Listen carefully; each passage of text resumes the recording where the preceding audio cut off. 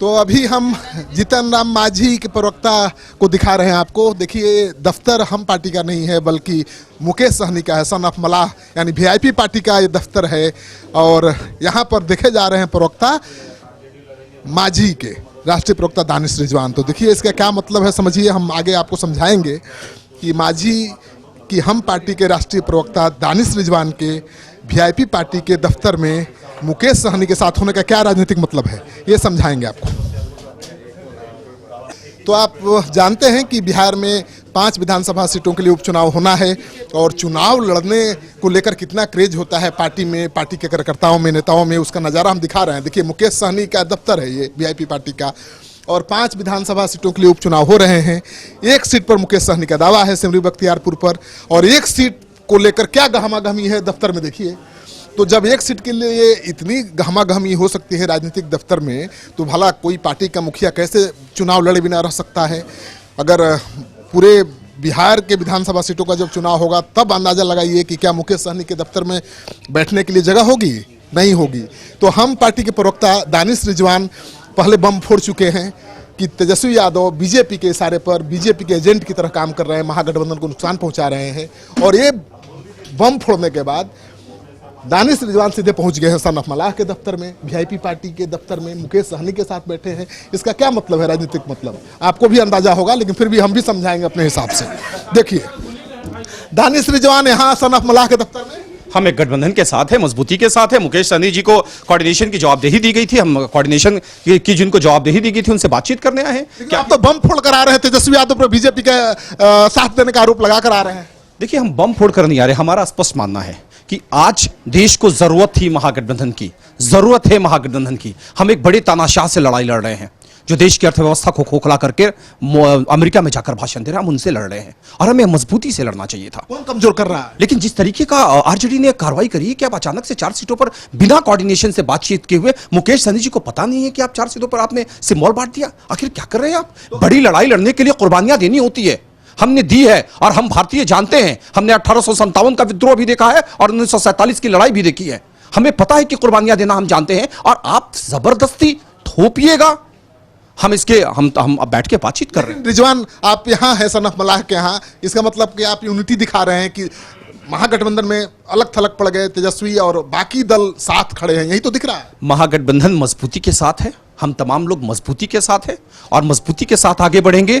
जिन लोगों को लगता है कि वो भारतीय जनता पार्टी के एजेंट की भूमिका में काम कर सकते हैं, वो अपना रास्ता देखें। महागठबंधन मजबूत है, हम बड़ी लड़ाई लड़ रहे हैं और लड़ेंगे। यानी माइनस आरजेडी भी महागठबंधन जारी रहे। मैंने आपको क्या कहा, जिन्हें रहना है वो रहे, जिन्हें जाना है जाए, हम किसी को बांध के नहीं है। सन ऑफ मलाह जो महागठबंधन में गलत करेगा वो बाहर जाएगा, चाहे वो तेजस्वी यादव क्यों हो या मुकेश सहनी हो। जो महागठबंधन में गलत करेगा, अपने अनुकूल चलेगा, वो बाहर जाएगा। क्योंकि गठबंधन 5 पार्टी का है, 5 पार्टी को लीडर को बैठकर कोई भी चीज डिसीजन लेना चाहिए। अगर 4 जगह चुनाव लड़ना था तो 1 महीना पहले भी हम लोग बैठे थे, उस रोज भी वो इच्छा जाहिर करता कि हम 4 जगह लड़ेंगे, हम लोग दे देते उनको सीट। लेकिन जब हम लोगों को बात हो गया कि आप अपना अपना हर सीट पर एक प्रतिनिधि को सेट कीजिए, हर जगह आप अपना तैयारी करवाइए और फिर हम लोग बैठ के डिसाइड कर लेंगे कौन कहाँ लड़ेगा। उसके बाद जो आज 3 जगह सिंबल बांट देना, ये कहीं ना कहीं गलत हुआ है। और इसके लिए हम लोग मांझी जी भी नाराज हैं, उपेंद्र जी भी नाराज है, कांग्रेस पार्टी में भी नाराज है कि अपनी मर्जी से किया जा रहा है। मुकेश सहनी कितना नाराज है? मैं भी नाराज हूं। मैं इसलिए हमारे पार्टी की तरफ से सिमरी बख्तियारपुर पे हम चुनाव लड़ रहे हैं, हमारी पार्टी चुनाव लड़ेगी। 28 तारीख को वहां पे हमारे जो पदाधिकारी होंगे, जो कैंडिडेट होगा, वो नामांकन करेंगे। आपको क्या लगता है तेजस्वी यादव मैच्योरिटी नहीं दिखा रहे हैं? अभी कौन मैच्योरिटी नहीं दिखा रहे, इसके लिए तो अभी उनसे ही पूछना पड़ेगा। बाकी ये निश्चित तौर पे ये बात माना जा सकता है कि जो भी हो रहा है वो गलत हो रहा है। अब महागठबंधन के रूल रेगुलेशन से बाहर जाके हो रहा है। लेकिन दानिश रिजवान आरोप लगा रहे हैं कि बीजेपी के इशारे पर ऐसा कर रहे हैं। कहीं ना कहीं गलत हो रहा है ना, तो गलत हो रहा तो किसको आप साथ दे रहे हैं, किसको फायदा देना चाहते हैं आप? अगर महागठबंधन जीतना ही नहीं है तो काहे के लिए महागठबंधन बना के बैठे? अगर आप अकेले अगर जीत सकते हैं तो फिर काहे के लिए गठबंधन के साथ है? आप बाहर निकल जाइए। तो महागठबंधन में सबसे ज्यादा वोट लोकसभा चुनाव में मलाहों का ट्रांसफर हुआ और उसी का नेता महागठबंधन के नेता के खिलाफ मोर्चा खोल दिया, क्या मतलब है इसका? नहीं, देखिए, उनका अभी उनके पार्टी के लोगों ने सब जगह डिसाइड किया कि हम चुनाव लड़ेंगे। बाकी हमारी पार्टी भी डिसाइड कर लिया कि हम लड़ेंगे। जहां मांझी जी लड़ेंगे वहां मांझी जी को हम मदद करेंगे, जहां उपेंद्र जी लड़ेंगे वहां उपेंद्र जी को मदद करेंगे। 2 सीट पर कांग्रेस को हम मदद कर रहे हैं, 1 सीट पर आरजेडी को मदद करेंगे। वो अगर 4 जगह अगर लड़ रहा है तो हम 1 सीट पर मदद करेंगे, 4 जगह बाकी जगह हम अपने सहयोगी दल को लोगों को मदद करेंगे। आरजेडी आपके खिलाफ लड़ेगी, सहयोगी दलों के खिलाफ लड़ेगी, फिर भी आप उसकी मदद करेंगे? 1 सीट पे मदद करेंगे, उनकी मर्जी है, वो अपना कैंडिडेट हटाए इरा रख के, उनकी मर्जी है। हम गठबंधन का धर्म मांग करते हैं तेजस्वी से अभी भी महागठबंधन को बचाने के लिए? मांग करना रहेगा तो हम फोन पे बात कर लेंगे तेजस्वी से, ठीक है। मांग कुछ नहीं करेंगे, रहा हम हमारा स्टैंड क्लियर है कि हम सिमरी बख्तियारपुर में चुनाव लड़ रहे हैं और राष्ट्रीय जनता दल के जो भी पदाधिकारी हैं वो अपना कैंडिडेट को वापस ले और बाकी हम अपना वहाँ के प्रवक्ता का बयान आ गया है कि ये भगवान का प्रसाद नहीं है कि तोड़ तोड़ के सबको बांट दे, ये विधानसभा का चुनाव है। हाँ, तो अकेले खाइए और जय श्री राम का नारा लगाइए, जाइए जय श्री राम का नारा लगाइए, अकेले खाइए, भगवान का प्रसाद, आप ही को भगवान का प्रसाद मुबारक हो, हमको नहीं चाहिए प्रसाद। वो कह रहे हैं कि आरजेडी अकेले लड़ने में सक्षम है, अकेले सरकार बनाने में सक्षम है, तो किसको तकलीफ है? हम भी अकेले सक्षम है लड़ने के लिए, इसलिए हमने वहां पे सक्षम कर दिया। हमको मांझी जी का सपोर्ट है, उपेंद्र जी का सपोर्ट है, कांग्रेस पार्टी का सपोर्ट है।